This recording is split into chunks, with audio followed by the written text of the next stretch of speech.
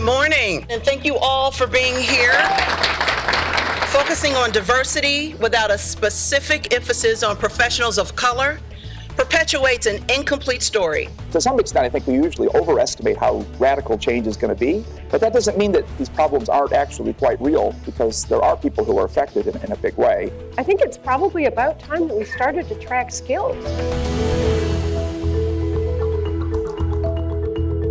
What are the skills needed for this job? When you think about young people, how would you coach them from an educational or an experiential perspective? How do you use artificial intelligence in the right way so you don't have bias? Then how do you know you're actually getting the candidates that you want? What are the connections between the vulnerable jobs, right, and the less vulnerable jobs? I think the collection of employers, the way the FSP puts them in a position to really command the data and command the ability to figure out solutions that apply, right, or could apply to many different employers at once.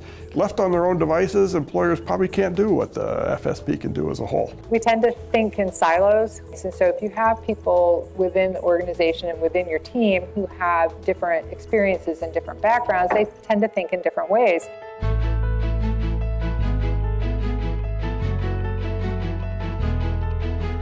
I'm not talking about affirmative action in this session. I'm not talking about equality of outcomes or a guarantee. It's about having this growth mindset, so being constantly open to learning how to do things better. That's what this growth mindset idea talks about. The latest ideas about how I can improve. And it's about creating flourishing, not just diverse teams that survive, but diverse teams that thrive and flourish. The best technology and the best platforms do not replace the fact that recruiting remains a contact sport. You're not actually selecting people for a job. You're building a diverse slate of candidates.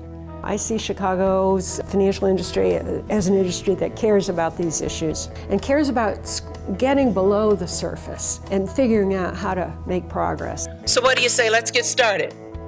Yeah?